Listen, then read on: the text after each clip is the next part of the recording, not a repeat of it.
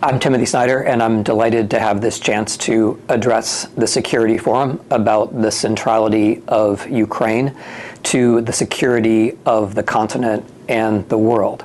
I've been asked to say a word about history, and in particular the history of the Second World War, but I want to start by making the more basic point that this territory, the territory north of the Black Sea, has been quite critical to security arrangements, not just in the last century, but for quite literally a couple of thousand years. This territory has been critical to essentially all of the major civilizations that have emerged around Eurasia.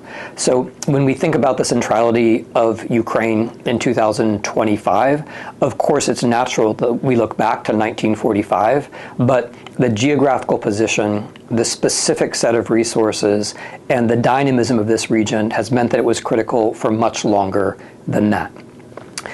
What we're remembering is the Second World War, but what people often forget about the Second World War is the centrality of Ukraine to it. In Europe, the reason why there was a Second World War was precisely the contest over Ukraine. After the First World War, the territories of Ukraine, or most of them, had fallen to the Soviet Union. Ukraine was absolutely central to the version of modernization that Stalin sought to implement by way of the five-year plan and the collectivization of agriculture. Hitler and other German leaders witnessed this experiment. They were quite aware of the fertility of Ukrainian Black Earth, and their essential idea was that they could master the same territory that Stalin was trying to master. When Germany invaded the Soviet Union in 1941, which is the major act of the Second World War, the chief war aim of the Germans was precisely the control of Ukraine. And this act, of course, this desire to control Ukraine and everything that followed from it, is also directly causal to essentially everything else we think about when we think about the Second World War.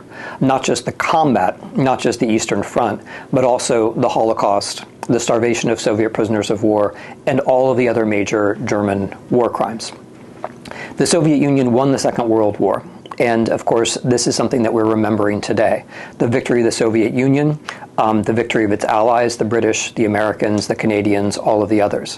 When we remember this, though, there's very often something else that we forget.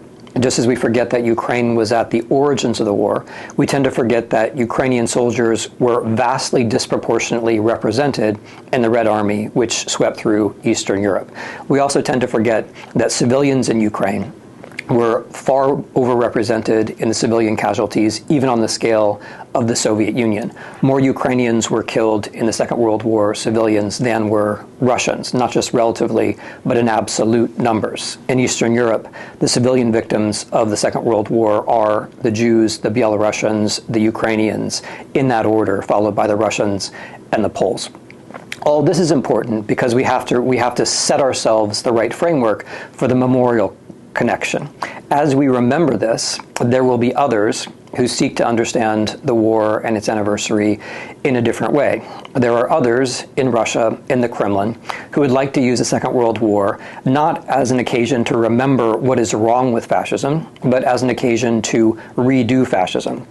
There are those who are treating the German invasion of 1941 as a reason why it was legitimate to invade Ukraine again in 2022 and before that in 2014. The present Russian invasion of Ukraine is a good reason for us to remember the evils of the Second World War. It's a good reason for us to remember the centrality of Ukraine.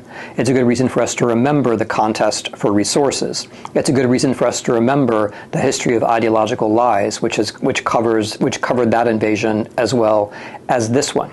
But on the positive side, it's important to recognize that we now have an opportunity that one never had before. Given that Ukraine has been so central to the security of the region, not just now in the past century, but for much longer than that, we have to understand the sovereignty of the Ukrainian state and the ability of Ukrainians to defend themselves as the opportunity to put down another keystone of a European project. We now have before us a European project, which is threatened on all sides, but which is sustaining itself and which should have a bright future. But that bright future is connected very much to getting that Ukrainian keystone in place. So I believe the challenge before us, if we are thinking about Europe and the broader region, is for Europeans to do what is necessary to help Ukraine to secure itself. That can bring this long episode of a contest for Ukraine to a close. It's necessary, and we can see why it's necessary, but also, at the end of the day, it can lead to a Europe which is more secure. Thank you very much.